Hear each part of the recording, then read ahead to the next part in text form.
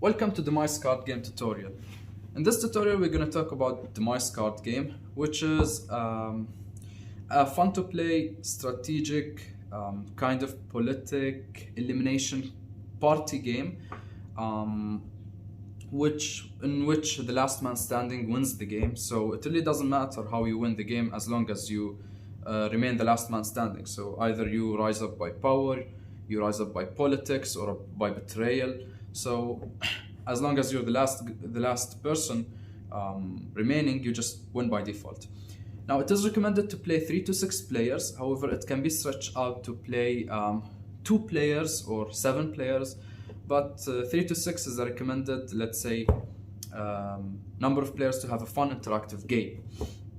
And it states that it is a normal game takes around 30 minutes and above, depending on the pace of the players. So if relatively new players are practicing the game, let's say it's going to take for an hour and above. So in this tutorial we're going to talk about the contents of the box, how to set up, how to win the game, and how to possibly play, let's say. So let's open up the box and see what's inside. In the box we have some red counters. And these are the life counters. They indicate the lives of the players. We have also the manual, which is a 3-page manual if you don't count the cover page. So it's just 3 pages, barely. And you have the playing cards.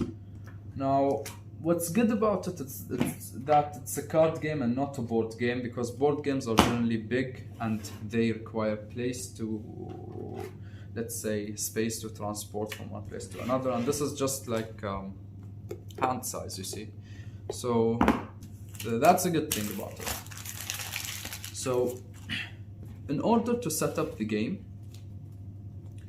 you need to place the cards separately. So these cards with different colored borders are resources, and these are what you need to play the game. So basically they are the currency of the game. So you need to separate them in separate piles and place them, let's say, in the center. So let's place them here. So we have the brown, the yellow, the green, and the white. Okay, so we have those resources placed in the middle, in the center, in the reach of all other players. We're gonna shuffle all these remaining cards, and we're gonna give every player 2 cards in hand. So 2 cards in my hand, and for the sake of the tutorial, let's assume I'm playing with player X, which is only a single player. So 2 cards in my hand, and 2 cards in player X's hands. We're gonna give every player 5 of those counters, which means which are counters that indicate your life. So basically, if you run out of them, you just lose the game. And so basically, every player starts with 5 lives. So 5 lives for me, and 5 lives for player X. Okay. And the final thing we need to do to complete our setup, we need to put 5 cards in the center row. So we have the center resources, so we need the center row. So depending on the back side of the card, we're gonna place the cards in the center row either face down or revealed. So an open die, this card has an open die, therefore we're gonna reveal it. This card has an open die, so we're gonna reveal it as well. The third card has a closed eye, so we're gonna not reveal it and place it face down. The fourth card has a closed eye, therefore we're gonna place it closed. The final card and the fifth card has an open die, so we're gonna reveal it as well. So this is the setup of the game. Every player has 5 lives, every player has 2 cards in their hand, and we have the resources and our center row and the center deck next to the center row. And this is the complete setup of the game. Now, how do we play the game? Now let's assume I want to play. Okay, it's my turn, and we just began the game and I want to play. It's my turn, I'm going first. In order to play, you need to pay the resources. So The first thing you need to do at your turn is to draw 3 resources. Which resources doesn't really matter. So I can draw 3 of any resources I would like. So I can either draw 3 of the gold, so 1, 2, 3. Or I can draw 2 of the gold and 1 green, 1, 2, 3. Or I can even draw 1, let's say 1 gold, 1 green, and 1 white. So what's the difference? It really depends on your strategy and depends on the cards in your hand and the cards in the center row. It depends on your strategy and luck of what you have in the middle. So, for example, let's assume I drew these 3 resources, the white, the green, and the yellow. Now it's my turn, and I would like to play a card. So the cost of the cards is represented in the border. So whether the card is in your hand or the center row, you need to pay its cost. So this card, in order to be purchased, I need to pay 1 white, 1 yellow, and 1 green. So in order to buy that card, I'm gonna pay 1 white, 1 green, and 1 yellow, and then I'm gonna purchase it. The moment you purchase a card, you need to replace its position by another card, because the center row needs to have 5 cards in the center. Therefore, because I purchased this card, I need to replace its position. The next card in the deck has a closed eye, therefore I'm gonna place it unrevealed. So it really depends on what's replacing the cards. Now, when you buy an open die, you just use the effects of the card immediately, and the effects are written down in the description of the card. Now let's assume that's for my turn. I have no more resources to play. I don't want to play. I can't play. I'm gonna pass. And now player's X's turn. Let's assume player X drew 3 resources. So let's say 1 yellow and 2 green. And player X doesn't want to play, so he's just gonna pass. The moment you pass your turn, you do not need to burn your resources. Whatever you collected, you keep it with you. And you can keep on collecting resources and then spending them to buy expensive things. So resources do not go away at the end of your turn, so you keep them. Let's assume it's my turn back. Therefore, I'm gonna draw 1 green, 1 yellow, and let's assume 1 brown, okay? Now it's my turn. Now, the cost of the cost of the revealed cards is presented in the borders. However, the costs of the closed-eyed cards is not specified in the borders or anywhere, so we cannot know what's their cost. This is because they have a fixed cost of 1 yellow and 1 green. This is to purchase any closed-eye card. So whether I want to purchase this one or that one or that one, I need to pay a fixed price. So let's assume I paid 1 green and 1 yellow and I purchased this card. I put it into my hand, and then another card will be placed instead of it. Because it has a closed eye, it's going to be unrevealed. Now, one more thing to keep in mind is that when you purchase a revealed eye card, or let's say a revealed card, it's going to take action immediately the moment you purchase it. However, if you purchase a closed eye card, it's going to be in your hand, and if there are any other additional costs that you need to pay for the card to play the card, you need to pay them. So cards in hand, in order to be played, they need to be paid for. So if I'm going to play this card from my hand, I need to pay the cost, which is 2 white and 1 yellow.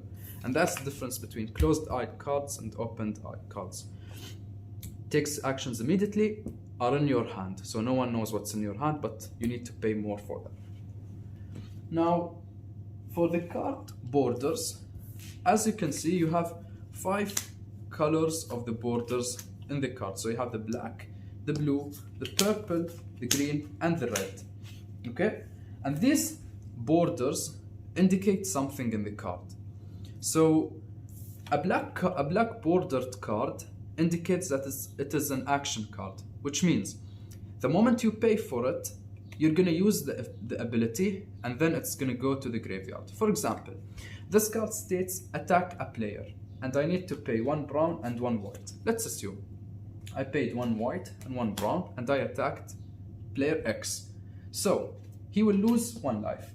After that action is done, the card is burned and it goes to the graveyard, and that's it. The blue cards are trap cards or quick effect cards, which means they can be played, they are played only one time and then they go to the graveyard. However, they can be played at any time, even out of your turn. So let's assume player X had this card and I attacked him. It is still my turn. However, he can play this card, which states gain 1 life. So he will restore one life to himself. And this card, as you can see, the border is clean, which means the card is free of cost. You do not need to pay any additional cost to play this card. So as the effect resolves, it just goes away. Now, purple cards, purple bordered cards, are constructions. The moment you purchase them, they stay in front of you, and as long as you have them in front of you, you can use their effects in order to play the game. So you do not need to pay further for the border. However, if there are an additional cost in the description, you need to pay for it. Green cards are class cards. They serve the same purpose as construction cards. However, they are, let's say, a little bit stronger than constructions, and they cannot be destroyed like constructions. Finally, the red border cards are curse cards, which indicates a curse. The moment you pay for them, let's assume the cost of this card is 1 white and I paid for it.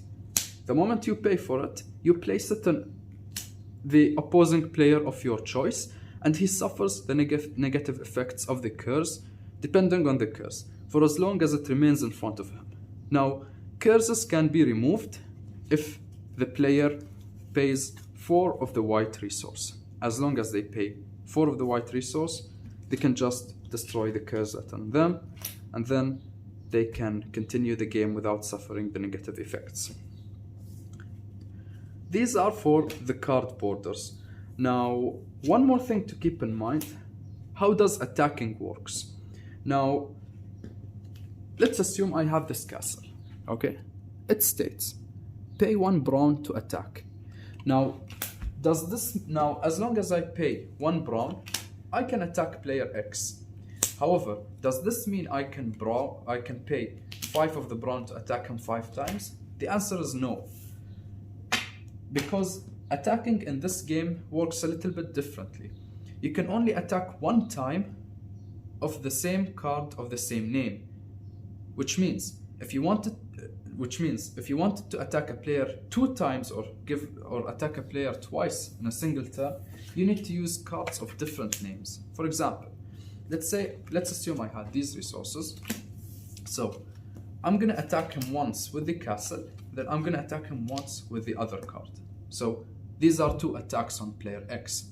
So in order to attack multiple times in the same turn, you must obtain many cards with different names.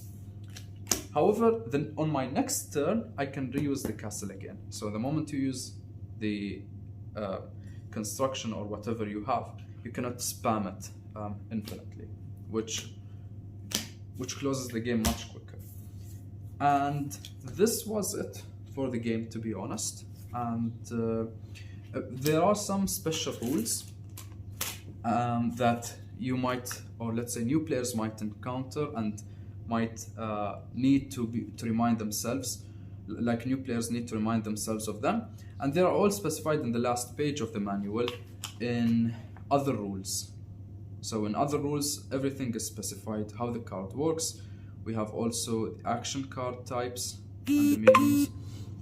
We also have how does attacking work, which indicates and answers all the questions that we have about the cards. If there was any question that is not in the manual, which we assume it's not, the Instagram of the Demise Card Game is available at the end of the manual, which players are more than welcome to approach and ask questions, and we're going to be able to reply to their concerns. Thank you.